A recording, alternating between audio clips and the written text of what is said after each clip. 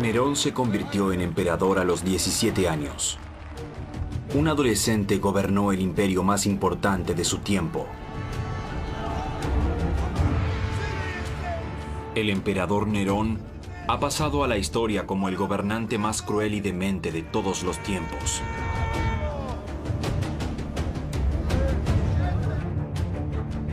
Un déspota que mata a su hermano, a su madre, y que ordena asesinar a su propia esposa. Nerón, un emperador con ínfulas de artista que deja en ridículo a su cargo y a sí mismo. Pero hay evidencias de que un Nerón así jamás existió. ¿Fue en realidad víctima de una campaña de difamación? ¿Falsificaron los cronistas su biografía? ¿Se le acusa de crímenes que no cometió?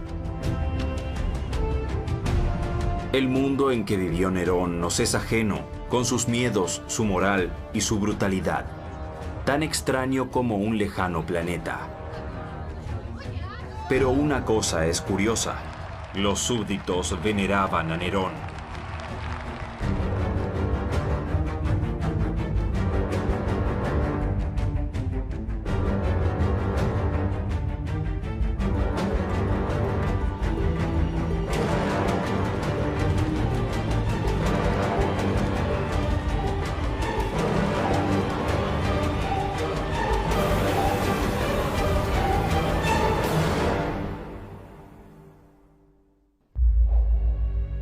Nerón Claudio César Augusto Germánico ocupa a los 17 años el trono del César romano.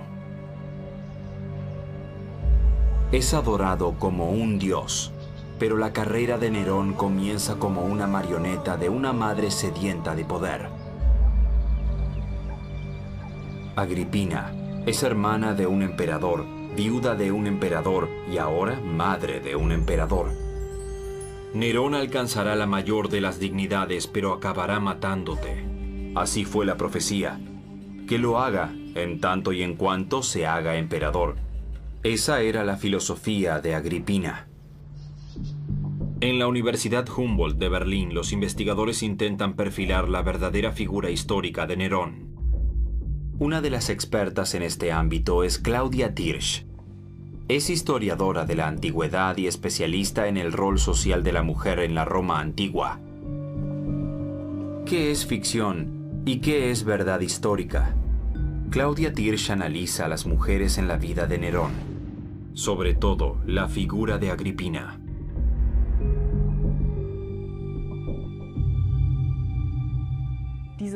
La profecía es una invención transmitida por fuentes como Tácito y Dion Casio, que vivieron 50 y 100 años respectivamente después de Nerón. Es una invención genial porque aúna en una historia la ambición de poder de Agripina y la vida de Nerón. Es una invención realmente genial de esas fuentes que probablemente se basaba en rumores de la época. Agripina es un producto de su tiempo, una hija de Roma, así como Nerón. Y para entender a Nerón hay que entender su mundo. Un mundo gobernado por la ley del más fuerte y por el capricho de los dioses. La colina Capitolina es la colina sagrada de Roma. Aquí Agripina hizo ofrendas hace casi 2000 años al principal dios romano, Júpiter. Pero donde en tiempos de Nerón estaba el templo, hoy está la estatua ecuestre del emperador Adriano, el filósofo de los emperadores romanos. Un buen emperador, según los cronistas. Pero ¿qué es bueno y qué es malo para los antiguos romanos?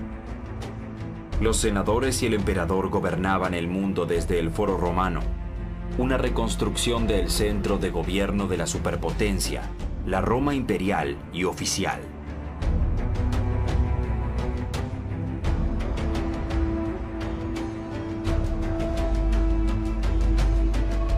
La Roma de Nerón es una sociedad de clases con 1 millón de habitantes.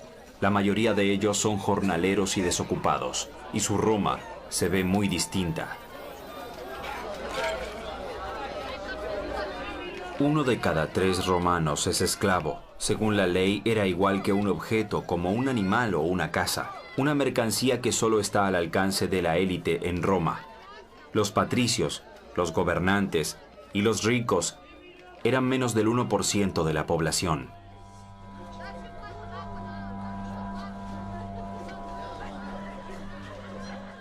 Nerón ama la Roma desde abajo. Los cronistas describen las andanzas nocturnas del joven príncipe.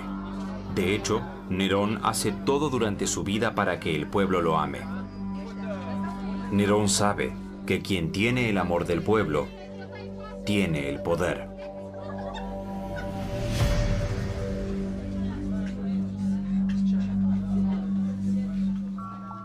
El profesor en historia antigua de Tubinga, Misha Maya, sigue las pistas del Nerón histórico. Misha Maya desconfía de Tácito, Suetonio y Dion Casio, los biógrafos de Nerón. Él investiga sobre el temprano imperio romano.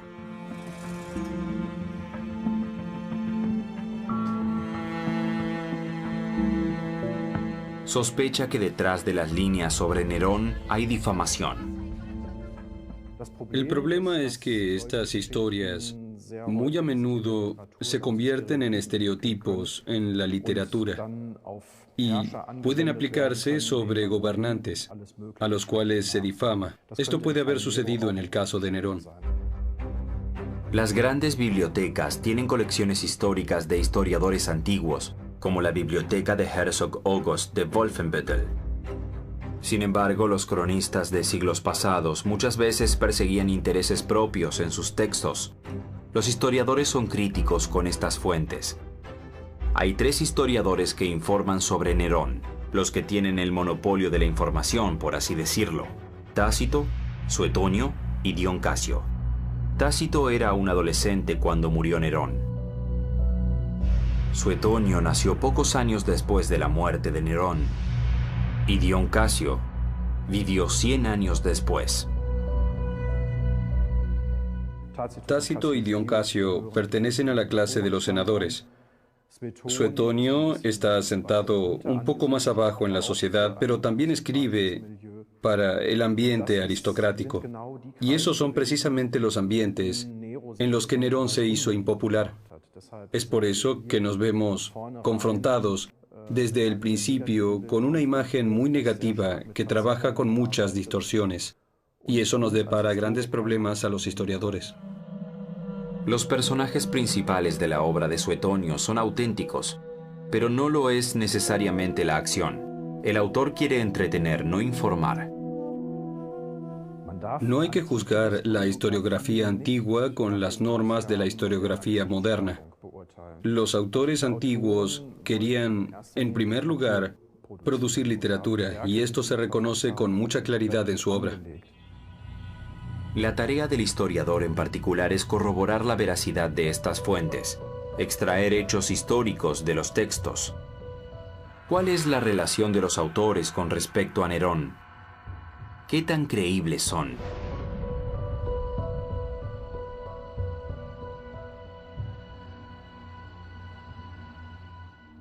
El mausoleo de Augusto en Roma, el primer emperador del Imperio Romano. Tan solo quienes tengan lazos de sangre con él tienen derecho al trono. Agripina, la madre de Nerón, es su bisnieta. En todo el imperio vivían apenas una docena de familiares directos de Augusto. Ellos competían por el trono de manera brutal. Agripina intentó derrocar a su hermano emperador, Calígula. Es por eso que el pequeño Nerón crece sin madre, ya que ella tiene que irse al exilio. Y la educación que recibe Nerón es muy distinta a la de un príncipe imperial. Tal vez por eso es que de adulto es distinto a lo que se esperaba de él.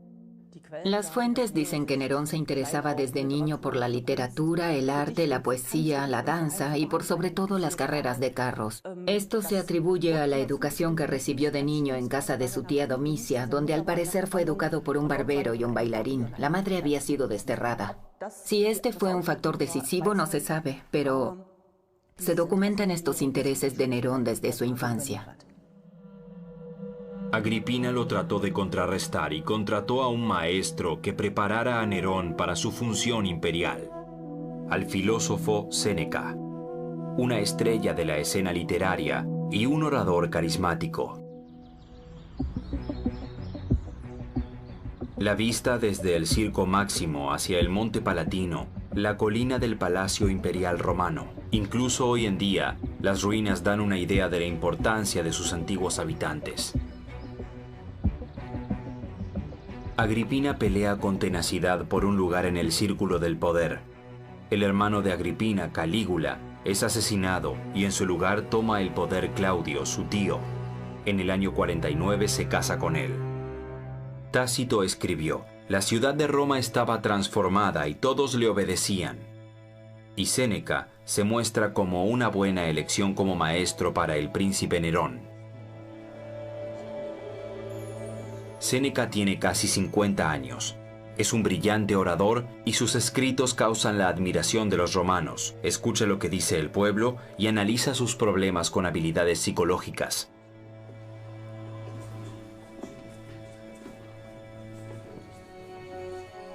Séneca debe educar al hijo de Agripina para convertirse en emperador, para hacerlo un orador, para darle tranquilidad sobre su suerte. Pero Séneca es sobre todas las cosas el consejero más cercano de Nerón. En el año 50 se produce la adopción oficial.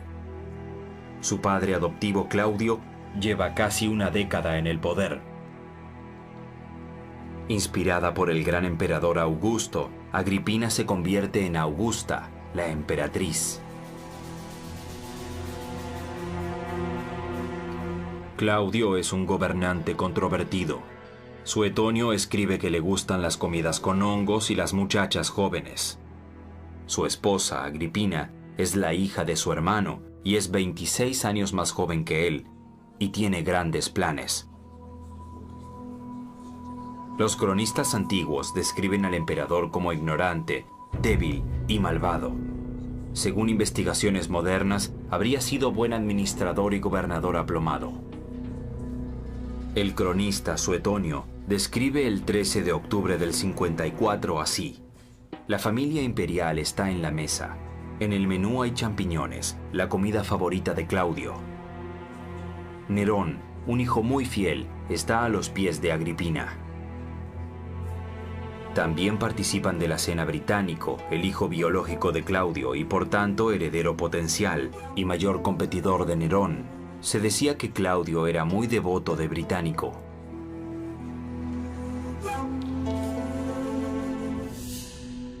Suetonio describe detalladamente el plan de asesinato. Claudio firmó con la adopción de Nerón su sentencia de muerte.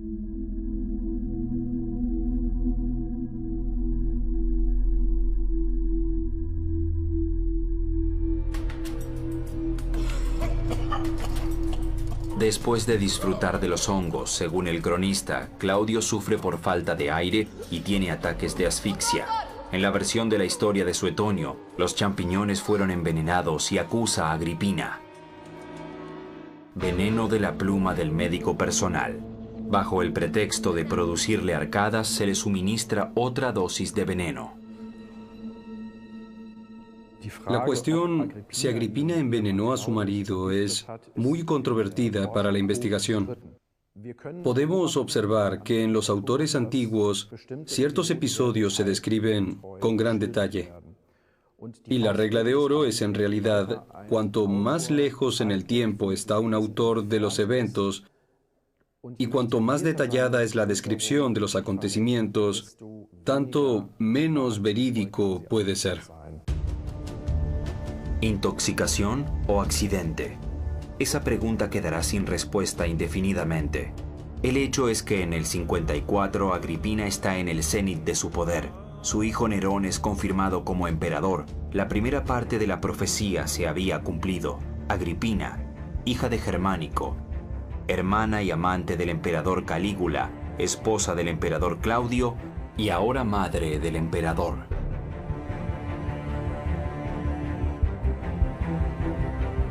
Nunca antes una mujer tuvo tanto poder en el reino. Agripina tiene una fortuna millonaria, con la que puede sobornar a cargos importantes. Tiene amigos y contactos en las posiciones clave, y lo más importante, tiene al ejército con ella. El ejército de Roma es el más moderno de su época, y su propósito es la conquista.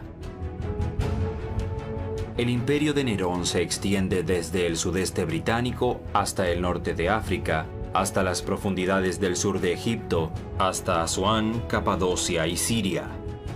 Casi 70 millones de personas viven en un área que es 20 veces más grande que la Alemania actual.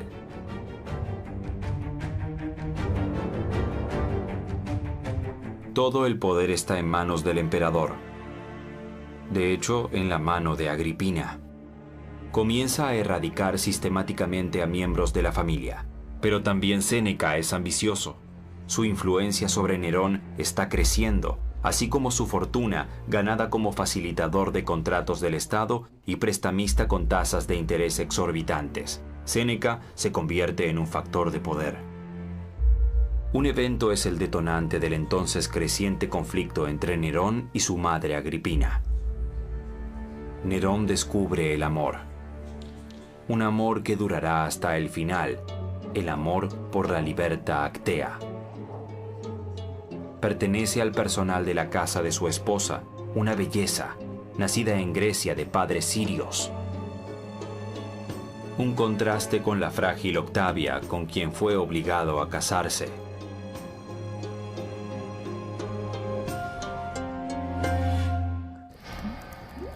Tácito y Dion Casio le dan una dudosa notoriedad a Locusta, supuestamente la más famosa envenenadora de Roma. Se supone que participó del envenenamiento de Claudio como proveedora. El veneno es un instrumento de la política en Roma. A lo largo de su historia, los miembros de sus dinastías toman cócteles de veneno durante un tiempo para hacerse inmunes. El historiador especializado en medicina Karl-Heinz Lieven es profesor en la Universidad de Erlangen y ha trabajado extensamente con las muertes en el Palacio Imperial de Nerón y la política del veneno de las élites romanas. Estudia críticamente las fuentes. ¿Fue Locusta una invención de los antiguos cronistas o una figura real? Los envenenamientos estaban a la orden del día en las familias reales helénicas y también en la Roma imperial, y en el contexto de los hechos de Nerón mencionamos a una persona en particular, Locusta, una envenenadora, que sale de esta oscuridad anónima que realmente envuelve a los envenenadores. Locusta es una figura histórica que estuvo al servicio del emperador Nerón en diferentes modos y que fue condenada a muerte finalmente bajo uno de sus sucesores. Británico es el hermanastro de Nerón. Él es el hijo natural del emperador Claudio y su primera esposa Mesalina. En el año 55, Británico cumple los 14 años y por ende es mayor de edad. Él es el mayor competidor de Nerón, porque tiene más derechos al trono. Él tiene lazos de sangre con Augusto, tanto de parte materna como paterna. Este parentesco más cercano con Augusto pone en peligro la posición de Nerón. Pero Británico está enfermo. Se dice que padece ataques de epilepsia.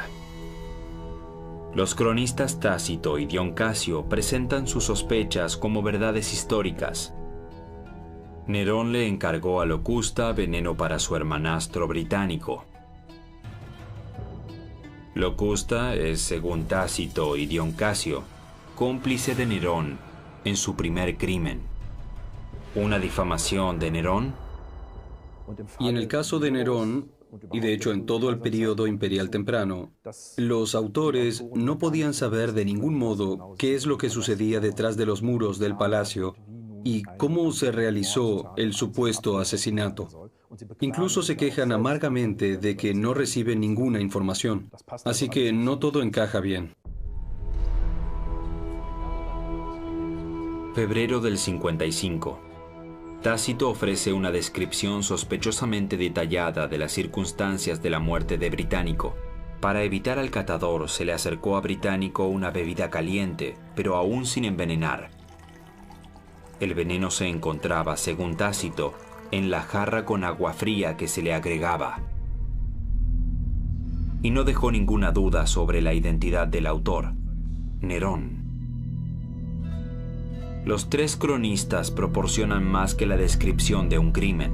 En sus comentarios hay alusiones que todo lector de la antigüedad entendía. Su objetivo, desprestigiar al joven Nerón. En los textos se confrontan los asesinatos políticos, en general con fuertes posiciones morales. Malos gobernantes o personas moralmente reprobables cometen asesinatos. Si son envenenamientos, son moralmente en particular reprobables. Por supuesto que los buenos gobernantes no hacen estas cosas. Para el pueblo es algo claro. Luego de los hechos aparecen grafitis en Roma. Nerón fratricida.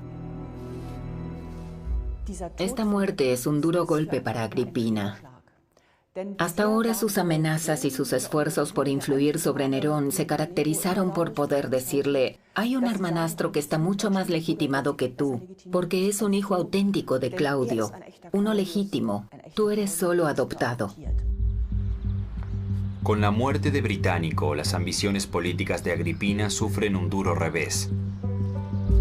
En el Foro Romano, sede del gobierno del imperio, se barajan de nuevo las cartas. La pérdida de poder de Agripina se lleva a cabo públicamente. Debe abandonar el palacio en el Monte Palatino. Se le retira la escolta de guardias germánicos. Nerón aprovecha el momento y se hace con el poder. Posteriormente a esta fase se la llamará quinquenio, los 5 buenos años del gobierno de Nerón. El prefecto Pretorio Burrus junto con Séneca son los principales asesores de Nerón. Son buenos años para Roma, una etapa de paz en política exterior y una etapa de prosperidad interior. Séneca dedicó su libro sobre la clemencia a Nerón, en el que representa al emperador adolescente como especialmente benévolo.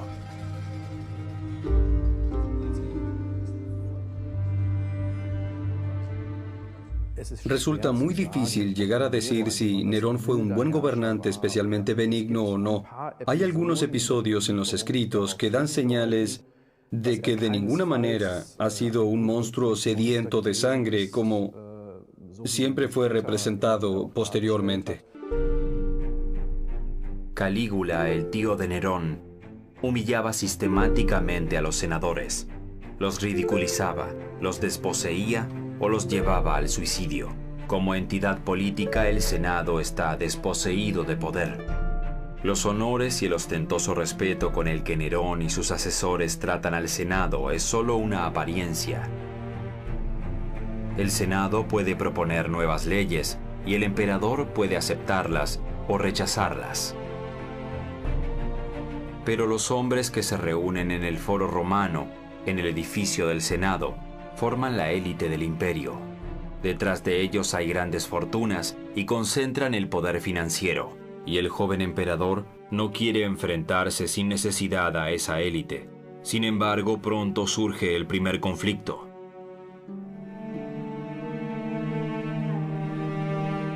Los latifundistas de las familias de caballeros tienen hasta 60.000 esclavos y cultivan tierras del tamaño de un pequeño estado. Sus ingresos de las cosechas son libres de impuestos aduaneros. Entran sin recargos al gigantesco mercado de alimentos de la ciudad de Roma. Esto es diferente para las mercaderías de las provincias del imperio. Pagan impuestos en cada puerto y en cada entrada a cada ciudad. Y detrás de los negocios aduaneros hay muchos senadores, una máquina de hacer dinero y una ventaja de mercado desleal para los latifundistas. Nerón se entera de las injusticias, sobre todo de que se ha llegado a la corrupción en el cobro de impuestos aduaneros y arrendamientos, y que sobre todo los arrendatarios se han enriquecido enormemente. Él también frena las ambiciones de muchos senadores a puestos ministeriales. Estos puestos los cubre, al igual que sus predecesores, con libertos, antiguos esclavos en quienes confía. El ejército está con Nerón, el pueblo lo ama.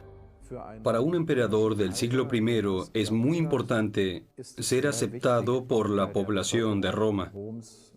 Cuando la población urbana de Roma deja de aceptar al emperador, puede complicarse la situación.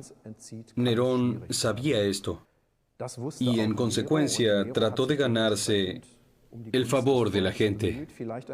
Tal vez demasiado, tal vez en un grado mayor al de otros emperadores del siglo I. Pero hay una serie de ocasiones en las que se puede ver claramente cuánto apostó Nerón por la aprobación del pueblo. El emperador Calígula deseaba que el pueblo tuviera un solo cuello por el que se pudiera atravesar una espada. Tanto le temía. Comenzó a construir una pista de carreras en la colina del Vaticano. Nerón la completó. Aún hoy se encuentra en la plaza de San Pedro el obelisco que Nerón se hizo traer de la Heliópolis egipcia. Nerón lanza en el año 57 su ofensiva de seducción. Da generosos regalos al pueblo. Hace lanzar rollos a la multitud que contienen cupones. Y algún pobre sale de la arena como hombre rico por haber atrapado un certificado de un terreno o un bloque entero de viviendas. Pan y circo para el pueblo. Ese es el primer deber para el emperador. La turba romana quiere alimentarse y entretenerse, y a la gente le encanta cuando su príncipe comparte sus preferencias. De niño quiere convertirse en conductor de carros. Incluso de adolescente se dice que Nerón reconstruía carreras con caballitos de madera. Alienta a su equipo de carreras favorito, los verdes, pero sus sueños de adolescente estallan con su elevación a emperador. Veo a Nerón de algún modo como una figura trágica, porque fue alguien que fue obligado permanentemente a cumplir con roles que claramente no quería ni podía cumplir, y las deficiencias que se le adjudican como gobernante seguramente no resulten de una incapacidad general, sino del hecho de que en realidad su vocación verdadera era completamente otra. La política es una obligación para Nerón. Sus inclinaciones van en direcciones completamente diferentes. A Nerón le gusta la poesía, la música, la danza, las artes escénicas. En especial ama el teatro. Estas cosas no le interesan a la aristocracia romana. Los actores y músicos se encuentran en la parte inferior de la jerarquía de la sociedad romana. Roma es una potencia militar. Todo gira alrededor de la guerra, la lucha. A diferencia de lo que sucedía en la antigua Grecia, la gimnasia y el deporte solo se reconocen si sirven para el entrenamiento militar. Cualquier ejercicio que se realice como un fin en sí mismo es un signo de debilidad y afeminamiento.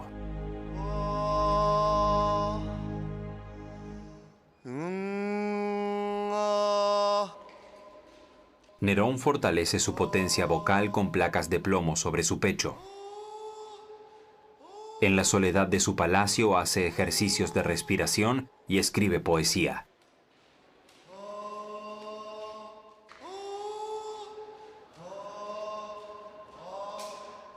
Tenemos muy poco material con el que podamos evaluar las cualidades artísticas reales de Nerón. De sus escritos tenemos unas pocas palabras, pero de lo que tenemos surge que Nerón no estuvo exento de talento. Seguramente debe haber tenido un cierto nivel artístico. Nerón no era tan inepto artísticamente como los cronistas nos quieren hacer creer. El filósofo Musonio describe la voz de Nerón como agradable, con un bajo suave pero falta de potencia. Nerón conoce su defecto porque contrata al más famoso cantante de cítara, Terpnos, para tomar clases con él. Los años aún no traen preocupaciones. Nerón puede complacer sus inclinaciones y su poder permanece incuestionable.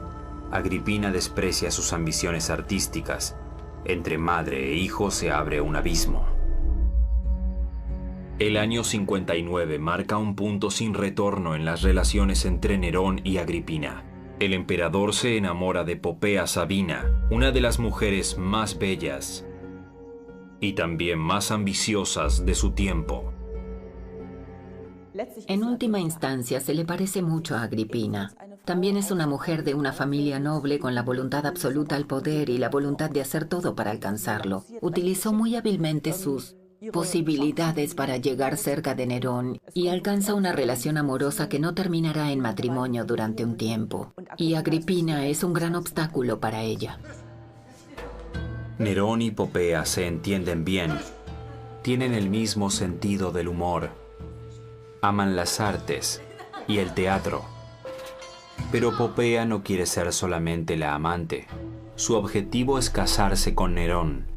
Eso significa el divorcio con la aún esposa de Nerón, Octavia, y la guerra abierta con Agripina. Nerón monta la muerte de su madre como una obra de teatro. Ama los dramas y las batallas navales. Su extraño plan de asesinato tiene un poco de ambas. La muerte de Agripina debe parecer un accidente en el mar. Nerón hace construir una especie de barco de la muerte bajo el más riguroso secreto. El techo de la cabina es cargado con plomo y construido de tal modo que colapse al accionar una palanca y mate a su madre y a todo su séquito. Este famoso barco, que habría sido construido especialmente para que se partiera en el mar, indica un poco que Nerón intentó poner en escena, en este caso, lo que también había hecho en otros casos, un gran espectáculo. Y también quiso hacer de la muerte de su madre un gran espectáculo. Marzo del 59. Nerón invita a su madre a una aparente visita de reconciliación a su mansión en Bauli. Luego de la cena es recogida por la galera de la muerte. El mecanismo funciona. Sin embargo, Agripina escapa y nada hacia la orilla. Luego le envía un mensaje de su rescate a Nerón. La experimentada estadista evita cualquier reproche, cualquier palabra de un posible ataque, muy segura de sí misma. Nerón, sin embargo, está atemorizado por la venganza de su dominante madre. Incluso Domiciano, uno de los sucesores de Nerón, dijo: las conspiraciones siempre se creen cuando son exitosas. El problema para Nerón es que Agripina está muy bien relacionada y él debería contar con que quizás Agripina podría atacarlo, y él creía que esos ataques solo podían evitarse si tomaba la iniciativa de inmediato. Nerón envía a unos sicarios. Según los cronistas, Agripina ofrece el vientre, el que dio a luz a Nerón, como escudo frente a las espadas. Nerón justificó el hecho en el Senado. Presentó a Agripina como una traidora que había conspirado contra su vida. En el Senado, esencialmente acordaron con Nerón, pero también hubo senadores que no lo hicieron. También en el pueblo había opiniones divididas, Nerón lo sabía. Pero podemos suponer que todos los miembros del estamento superior de la sociedad romana sabían que los asesinatos dinásticos eran parte del orden político. Pero ¿cómo va a reaccionar la gente? Aparecen grafitis que dicen Nerón matricida. Nerón está aterrado. Teme a la venganza de las masas. Cuando se atrevió a volver, fue recibido con gran alegría. Tanto el pueblo como el Senado salieron a su encuentro fuera de la ciudad, para acompañarlo luego a la entrada de la ciudad, lo que se convirtió en una entrada triunfal. Nerón, que siempre ha sufrido ataques de ansiedad, se sobresalta en medio de la noche, sufre de ataques de pánico. Agripina perseguirá a Nerón de ahora en más en sus sueños. Las furias, las diosas de la venganza y las represalias lo persiguen, según Tácito.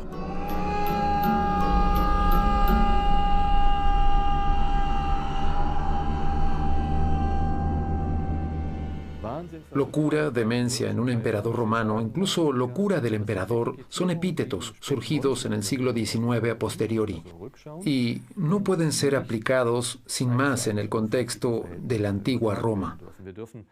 No podemos transferir cuadros psiquiátricos 2000 años en retrospectiva. Con Nerón se puede establecer que violó las reglas no escritas del Buen Imperio y recibió la cuenta de eso por parte de los historiadores de impronta senatorial. Para los romanos tradicionales hay pocos caminos hacia la gloria inmortal: la victoria en la guerra y la muerte honorable. La ambición de las élites guerreras romanas es la conquista y la expansión. Es el motor para la riqueza y la nobleza. La conquista de nuevas provincias, por más costosas que resulten, significa honores militares para los hijos de las clases altas y puestos lucrativos para sus padres como gobernantes de Roma. Pero Nerón no está interesado en una expansión de su imperio, creándose así enemigos. La clase alta romana sigue intentando definir las sucesivas expansiones como el objetivo del imperio. Y es común que a los emperadores se los juzgue por si estos han sido expansivos o no. Nerón no lo fue, y esto le generó mala prensa desde el principio. El santuario del dios Llano en la antigüedad. Si las puertas de su templo están cerradas, hay paz en el imperio. Esto se logra tan solo con 3 emperadores. Y Nerón es uno de ellos. La calidad de su política exterior es seguramente uno de los puntos sobresalientes en el gobierno de Nerón. A pesar de que se le atribuye nuevamente ser muy poco ofensivo, su ventaja, sin embargo, es que él tiene muy buenas personas designadas, es decir, comandantes militares muy capaces que combinan la presión militar con otras opciones. Eso quiere decir con una estrategia escalonada. Así alcanza victorias militares contra las hordas que atacan su imperio, como en Bretaña. Son victorias que combinan acciones bélicas y diplomáticas. Que este hombre sea descrito como un tirano cruel es tan inexplicable como su temerario accionar contra sus confidentes más cercanos. La víctima, la afable y digna de compasión Octavia, la esposa del César. La relación de Nerón con Octavia durante todos esos años se basó en realidad en la falta de relación. Era un trato muy frío, porque era solo un matrimonio dinástico. Nerón siempre dijo que, a pesar de estar casado con ella, nunca iba a tener una relación amorosa con Octavia. Ella siempre le fue fiel y nunca supuso una amenaza en términos políticos. Fue una mujer muy retraída. Octavia, tan insignificante como era, fue muy venerada por el pueblo, que se compadecía de ella con el alma. Nerón quiere casarse con su amante Popea Sabina, y para eso debe divorciarse de Octavia. Una convención que no puede ignorar ni siquiera a un emperador. Nerón y Popea quieren sacarse de encima a Octavia, pero no pueden simplemente desecharla, ya que dañaría su popularidad. Nerón pierde aquí el sentido por el estado de ánimo de las masas. Tal vez el amor por Popea sea la razón. Trata de deportar a Octavia a la provincia. Finalmente, inicia un juicio por alta traición, pero fracasa ante la ira de los plebeyos. La calle reclama la vuelta de Octavia, pero Popea se sale con la suya. Envía sicarios a que le corten las muñecas a Octavia, quien muere desangrada. Y otra vez aparecen consignas pintadas en las paredes. Nerón, asesino de esposas. El asesinato de Octavia dañó enormemente a Nerón. Se esperaba de un emperador romano que se comportara de acuerdo a las antiguas normas romanas, y eso también quiere decir que se comportara de manera respetuosa como marido y padre de familia. Además de eso, Octavia era enormemente popular. Hubo una gran cantidad de emociones asociadas a eso y contribuyeron mucho a la imagen negativa de Nerón. Nerón escribe poemas sobre los cabellos color ámbar de Popea. En enero del 63, Nerón es padre de una niña. La felicidad de ambos parece ideal. Un emperador que hace visibles sus emociones, toma clases de canto y escribe poesía, desafía todas las convenciones. Es rechazado por toda la clase alta y sus cronistas.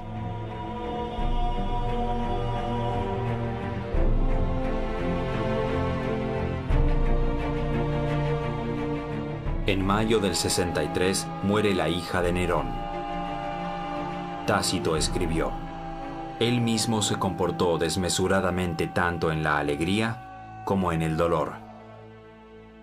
Los contemporáneos estaban acostumbrados a pensar en esquemas de roles fijos y sabían exactamente cómo debía actuar un príncipe. Tanto más sorprendidos estuvieron cuando Nerón no se insertó para nada esa imagen, pero tampoco pudo insertarse a otra imagen, la de los malos emperadores como la que dieron Tiberio o Calígula antes que él. Él era algo completamente nuevo y peculiar. Y esas conjeturas sobre qué hacer con su figura se reflejan en todas partes de la representación literaria de Nerón. Nerón quizás hubiera encontrado su lugar junto a los buenos emperadores, pero ocurrió algo que caracterizaría la reputación de Nerón para toda la posteridad: el incendio de Roma. Los cronistas Suetonio y Dion Casio no fueron contemporáneos de Nerón, lo que no les impidió acusar al emperador de incendiar Roma y de haber adjudicado el siniestro a los cristianos. Siglos después, cronistas cristianos culpan a Nerón incluso de haber ejecutado al apóstol Pedro. La investigación actual, sin embargo, exonera al emperador tanto de la catástrofe como de la persecución de los cristianos.